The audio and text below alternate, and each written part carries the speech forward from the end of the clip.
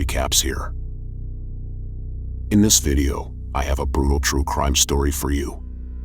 It took place in February 1884.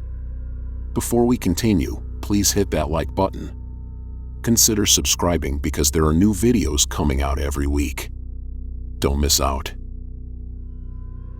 The Lunatic. In 1884, Henry Ely was 32 years old. He had lived a fast-paced life, being one of the owners of the Ely Brothers wholesale liquor distributors and holding a seat on the New York Stock Exchange. Over the past few years, Henry's mind had taken a turn and he was often placed into mental facilities for treatment. Not dangerous to himself or others, was the diagnosis his medical keeper had given him. Henry shows only mild symptoms of insanity. He is perfectly harmless. Although cleared to live a normal life, Henry's nerves began to get worse and he often had severe episodes in which he thought others were out to get him. Before long, he was sent to live with his sister, Mrs. Whitefield Cowles, in Granby, Connecticut. Henry brought with him an old acquaintance in which he once worked with, Mr. Harden, of Brooklyn. He had hired Mr. Harden as his medical keeper and it was his job to look after him daily and treat him as needed, especially during his episodes of paranoia.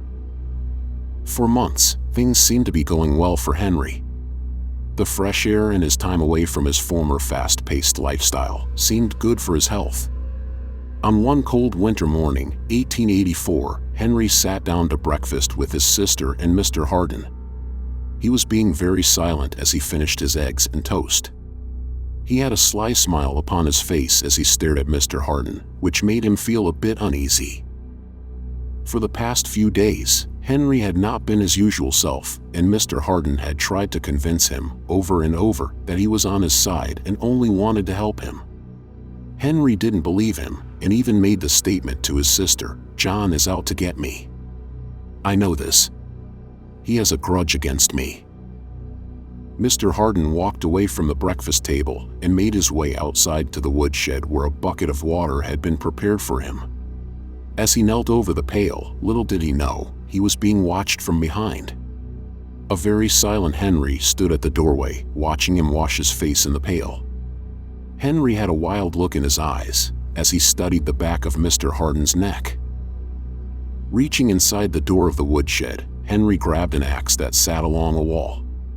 Quietly, he raised it and came down on the back of Mr. Harden's neck with a smashing blow, almost taking off his head. As the body fell over the pail and onto the ground, Henry raised the axe once more and finished the job. With a huge smile and widening eyes, he stated, "There. I guess I've fixed him now." Henry tossed the axe aside and kicked the severed head along the ground and out into the yard, just as if it were some sort of ball. As his sister looked out the window, she saw him kicking it and screamed, "Henry! What have you done?" "I have killed John," Henry said, kicking the head about as if he were playing a game. When the police arrived, it was decided that Henry would stay in the care of his sister until a hearing could be held in the basement of the local church, deciding on what to do with him. It was soon decided by a jury that Henry was insane, and he was sent to the insane retreat at Hartford, Connecticut. Doctors stated that Mr. Harden had been warned about Henry over the years and told him that he could eventually become violent. But he shook this off and counted it as nonsense. There was also a history of mental illness within Henry's family, as his mother and his sister had also been committed to institutions due to their fast-paced, high-stress lifestyles. Life in the fast lane doesn't always have a happy ending. Thanks for sticking around if you made it to the end. I hope you enjoyed your time here. If you did, please consider leaving a like on this video. It really helps my channel out. If you're hungry for more content like this, subscribe to me. Dark Recaps. Take care, and I'll see you guys next time.